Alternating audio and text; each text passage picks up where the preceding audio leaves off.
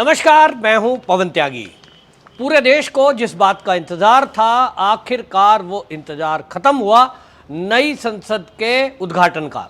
इस नई संसद के उद्घाटन में नरेंद्र मोदी जी ने जहां एक तरफ पूरी संसद के बारे में विस्तार से बताया कि इसके निर्माण में किन किन चीज़ों का ध्यान रखा गया है, पूरे भारत का प्रतिनिधित्व और भारत की संस्कृति को इसमें संजोया गया है, वहीं उन्होंने चोल वंश का इसमें वर्णन किया कि चोल वंश के जो राजा थे, जो परंपरा थी, उस परंपरा को निभाते हुए यहाँ उसका समावेश किया गया है और इस पूरी संसद की आवश्यकता क्या थी ये भी बताया। उन्होंने कहा कि पुरानी जो संसद थी, हमने देखा कि उसके अंदर काम करना मुश्किल हो रहा था और टेक्नोलॉजी का उपयोग हम नहीं कर पा रहे थे। जो इस नई संसद में नई टेक्नोलॉजी का इस्तेमाल किया गया है, इसके कारण से जो सांसद हैं उनको यहाँ काम करने में भी सुविधा होगी।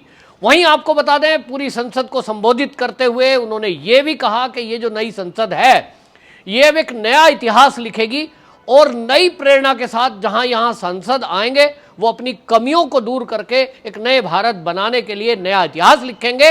इससे पूरे भारत को भी प्रेरणा मिलने वाली है। संसद सत्र के इस उद्घाटन में आपको बता दूं कि नरेंद्र मोदी जी ने अपने उन कामों को भी गिनवाया जो पिछले 9 साल में इस सरकार ने किए हैं। इन्होंने बताया कि जिस तरह से हमारी सरकार 9 साल में नए जोश के साथ काम कर रही है, उसके कारण करोड़ों लोगों को, गरीबों को मकान दिया गया है। वहीं आपको बताएं, ग्राम सभाओं की पंचायत भवन का निर्माण करते हुए ये भी सरकार ने बताया, यानी मोदी जी ने, कि जब एक तरफ संसद नहीं बन रही है वहीं ग्राम पंचायतों को भी मजबूती प्रदान की गई है। और इतना ही नहीं, गांवों से मेन रोड तक, यानी सड़कों को जोड़ने के लिए, राष्ट्रीय राजमार्गों से गांवों को जोड़ने के लिए लाखों किलोमीटर सड़कों का जाल भी देश ने 9 साल में बनाया है। वहीं आपको बता दूं, नरेंद्र मोदी जी ने अपने एक उस प्रोजेक्ट की चर्चा भी इस अवसर पर की जो उन्होंने इज्जत घर का नाम दिया था, शौचालय। गांव गरीब जो परिवार की महिलाएं हैं उनके लिए जिस तरह की दिक्कत होती थी, ये शौचालय कितने बने ये भी मोदी जी ने इस अवसर पर विस्तार से बताया। गौर करने वाली बात है कि मोदी जी के इस उद्घाटन में, उनके भाषण में कहीं भी नेगेटिविटी की कोई बात नहीं की गई, यानी उन लोगों का कोई चर्चा नहीं की गई जो विपक्ष यहां इसका बॉयकॉट कर रहा था। उनके पास कोई कारण नहीं था। जिस तरह की बातें विपक्ष कर रहा है कि साहब देश के राष्ट्रपति वो आने चाहिए थे, ये आने चाहिए थे, राष्ट्रपति जी का यहाँ संदेश पढ़कर सुनाया गया और उन्होंने वाकई में जो संदेश में अपने कहा है वो सबको ध्यान देने वाली बात थी। और अब ये आपको समझना आ रहा होगा, समझ में भी, कि वाकई में देश के प्रधानमंत्री को ये उद्घाटन क्यों करना था। असली दिक्कत सबके सामने आ गई। जिस तरह से पहले सत्र की मोदी जी ने सुबह शुरुआत की, जो सुबह का पहला सत्र सुबह 7 बजे शुरू हुआ, वो हवन से शुरू हुआ, वो वेद मंत्रों से शुरुआत हुई, वो प्रखंड विद्वानों के आशीर्वाद से शुरू हुई, संतों महंतों के साथ मोदी जी ने सदन में प्रवेश किया और सिंगोल की स्थापना जो की, उन दृश्यों को देख करके जो भी कोई देश विरोधी ताकत है, देश विरोधी विचारधारा का व्यक्ति है, सनातन संस्कृति का विरोधी है, उसको तो वाकई में दिक्कत होनी थी। और इसलिए उन लोगों ने शायद अपने को इस अवसर से दूर रखने के लिए ये बहिष्कार किया था। लेकिन अब पूरा देश ये कह रहा है कि वाकई में बहुत अच्छा हुआ कि ऐसे शुभ काम में, ऐसी शुभ घड़ी में वो नेगेटिव लोग इस कार्यक्रम से दूर हो गए। अच्छा ही है कि शुभ काम में उनकी कुदृष्टि नहीं पड़ी। उनसे सहन भी नहीं होता कि जिस तरह से वेद मंत्र पाठ हो रहे थे, जिस तरह से यज्ञ हो रहा था संसद के प्रांगण में, तो ये एक तरह से विपक्ष की कोई चर्चा नहीं हुई है। और नए सिरे से संसद भवन के बारे में जो जो चीजें कही गई मैं आपको बताता हूं विस्तार से। इसमें आपको बताऊं, जहां भूकंप रोधी इस भवन को बनाया गया है, पहला भवन ऐसा नहीं था। आपको बताऊं, विपक्ष के ही एक नेता है ओवैसी, उन्होंने एक चर्चा की मीडिया में, उन्होंने एक अपना एक उद्घाटन सत्र से पहले एक उनका मीडिया में बयान आया। उन्होंने कहा कि एक बार मैं संसद के अंदर था और वहाँ जो है मुलायम सिंह यादव जो समाजवादी पार्टी के प्रमुख थे, अब दुनिया में नहीं है, उन्होंने कहा कि उनके ऊपर टूट कर संसद का एक हिस्सा गिर गया। अब उन्होंने ये देखा कि ये भवन पुराना हो चुका है, जर्जर हो चुका है, इसकी 100 साल उम्र थी और 26 के बाद तो संसदों की संख्या बढ़नी थी, तो बनाना जरूरी था। और सुरक्षा के मानक पुरानी बिल्डिंग में नहीं था, जैसा ओवैसी जी ने भी वर्णन किया। तो ये नई संसद भूकंप रोधी बनाई गई है। कोई भी देश पर आक्रमण होता है, उस स्थिति में सांसदों की रक्षा कैसे की जाए, इसके लिए बताया गया है। और मोदी जी ने इस संसद के बारे में जो खासियत बताई कि यहां अगर बिजली भी ना हो, सोचिए कभी कभी ऐसा होता है स्थिति, हम यूक्रेन और रूस का युद्ध देख रहे हैं कि जब मिसाइलें गिरने लगती हैं, उस स्थिति में देश का राष्ट्रपति, प्रधानमंत्री कहां होगा, सांसद कहां होंगे, और लाइट नहीं है, कई बार ऐसा होता है। ये संसद को बनाते हुए ये ध्यान रखा गया है कि यदि लाइट ना हो तो इस संसद के अंदर बैठे हुए सांसदों को गर्मी नहीं लगेगी। उसके लिए आप कल्पना कर सकते हैं क्या, 1700 खिड़कियां लगाई गई हैं।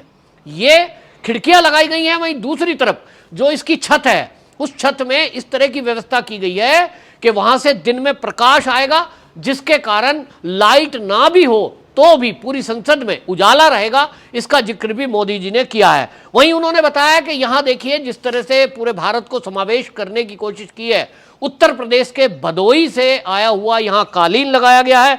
इसी तरह उन्होंने बताया कि यहां जो पत्थर है वो राजस्थान से मंगवाया गया है, लकड़ी महाराष्ट्र से आई है, और इस तरह से यहाँ पर ये सारा जो काम किया गया, इसमें उन्होंने बताया कि लगभग 60,000 श्रमिकों को इस 3 साल के निर्माण काम में उनको जो है रोजगार मिला इससे। और ये दुनिया में पहली बार है, मोदी जी ने बताया, कि किसी संसद भवन में उस श्रमिकों की गैलरी यहां बनाई गई है। यानी किस तरह से निर्माण शुरू हुआ, किन लोगों ने किस तरह से नक्शा बनाया, किन लोगों ने फिर डिजाइन तैयार किया, किन लोगों ने फिर इसके निर्माण में काम किया, उनकी एक गैलरी लगाई गई है, जिससे कि आने वाले समय में जब कभी भी कोई संसद में जाएगा, सांसद हो या मंत्री, जब ये जाएंगे तो इनको पता लगेगा कि जिस भवन में हम बैठे हैं उसके पीछे किन लोगों का पसीना है। श्रमिकों को सम्मान, ये हम मोदी जी के आने के बाद से देख रहे हैं। दिन की शुरुआत भी मोदी जी ने इसी से की।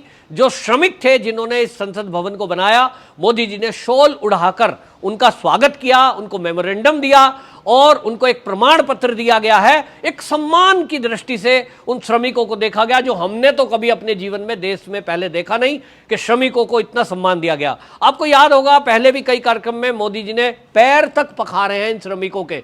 अब आप जाति की बात करते हैं, नीच ऊंच की बात करते हैं, मोदी जी जैसे मानदंड, मोदी जी से वैल्यूज क्या कोई नेता आज तक बना पाया है? मैंने तो नहीं देखा। इसी तरह उन्होंने बताया कि देखिए ये जो है संसद, अब इसमें कहा उन्होंने कि ये भारत जब आगे बढ़ता है तो दुनिया आगे बढ़ती है। यानी ये जो शब्द है उन्होंने बोल दिया कि भारत ही अब विश्व को रास्ता दिखाएगा। उन्होंने कहा कि देखिए इसमें अब हम देख रहे हैं विकसित भारत के संकल्पों को सिद्ध होता देख रहे हैं।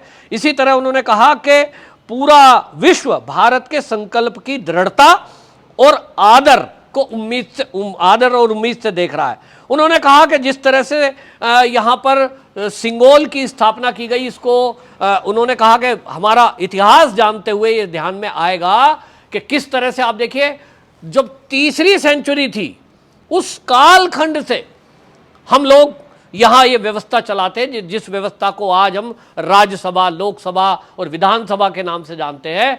ये व्यवस्थाएं हमारे यहाँ चोल वंश के शासन काल से चलती थी, जो दुनिया में सबसे पुरानी है।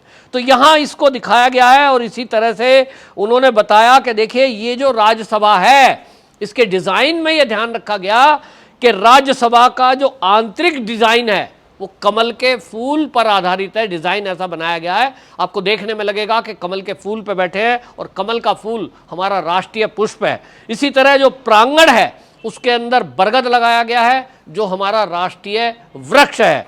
इसी तरह उन्होंने कहा कि जो लोकसभा का आंतरिक हिस्सा है, वो लोकसभा का आंतरिक हिस्सा राष्ट्रीय पक्षी मोर के पैटर्न पर बनाया गया है। यानी आप देखिए कि राष्ट्रीय पक्षी, राष्ट्रीय जो वृक्ष है और राष्ट्रीय जो इसमें पुष्प के तौर पर जो बनाया गया, ये वाकई में डिजाइन को ध्यान में रखा गया कि कोई यदि व्यक्ति देखेगा इस संसद में, वो ध्यान रखा गया है कि भारत का उसको लघु भारत यहाँ पे दिखाई देगा। इसी तरह मोदी जी ने अपने काम की गिनती कराई और उन्होंने कहा कि देखिए अभी तक 9 साल के अंदर ये एक रिकॉर्ड बना है कि 4 लाख किलोमीटर, कितना 4 लाख किलोमीटर वो सड़कें मोदी सरकार ने 9 साल में बनाई, जो गांवों को शहर से जोड़ती है। इसी तरह उन्होंने 50,000 सरोवर का जिक्र किया। आपको याद होगा कि अमृत सरोवर इनको नाम दिया है, और उत्तर प्रदेश के योगी सरकार ने तो तय किया है कि 75 जिले हैं, तो 75 जिले में हर जिले में एक कम से कम सरोवर ऐसा बनेगा जिसमें बरसात का पानी को संचय किया जाएगा। और ये अमृत उत्सव इसका नाम दिया है। पानी को बचाने की चर्चा हम बहुत सुनते हैं, पूरी दुनिया में चिंता है, लेकिन भारत ने उस काम को कर दिखाया। मोदी जी ने गिनवाया है कि 50,000 हमने इस तरह के सरोवर पूरे देश में अभी तक बना दिए हैं और 30,000 पंचायत भवन बनाए हैं। वहीं उन्होंने कहा कि ये जो सांसद है, ये इस संसद में इंडिया फर्स्ट, नेशन फर्स्ट, इस भावना से अब काम करें। और उन्होंने कहा कि कर्तव्य को आगे रखें। इसलिए आप याद रखिए कि इन्होंने जो है कर्तव्य पथ नाम रख दिया है, जिसको पहले जो है यहाँ संसद मार्ग बोलते थे या किसी को जो है वहाँ बोलते थे राजपथ। राजपथ का नाम कर्तव्य पथ रखा। ये मोदी जी की एक विजन है, ये एक सोच है कि हम राज करने के लिए नहीं आए हैं। हम सत्ता में यदि आए हैं, हम सांसद हैं, तो हम राज नहीं कर रहे हैं। हमारा कर्तव्य है जनता के प्रति और देश के प्रति। ये कर्तव्य मोदी जी ने इस उद्घाटन सत्र में भी सांसदों को याद दिलाया। इतना जरूर मैं कह सकता हूं कि इतना भव्य और दिव्य कार्यक्रम हुआ है।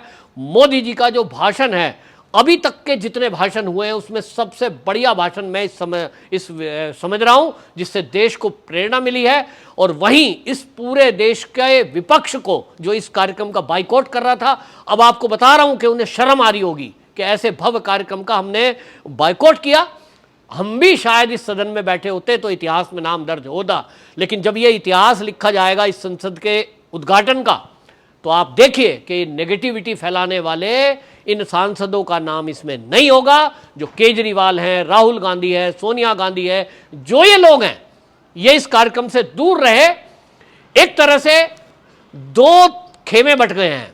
एक वो है जो देश हित के काम में खुश होते हैं, देश की तरक्की में प्रसन्न होते हैं, देश की उन्नति में प्रसन्न होते हैं, वो आज संसद के अंदर चेहरे दिखाई दिए। एक वो लोग हैं जिनको हर काम में नेगेटिविटी फैलानी है, वो इस कार्यक्रम में नहीं थे। आप उनको देख लीजिए, वो आपको टीवी मीडिया और विरोध प्रकट करते हुए अगले कुछ दिन में भी दिखाई देंगे।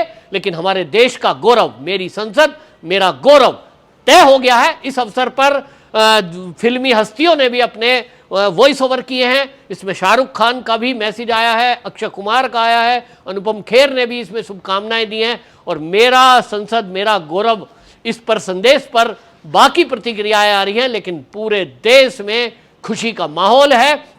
और आज ये कह सकते हैं कि एक नया इतिहास भारत लिखने जा रहा है। वंदे मातरम।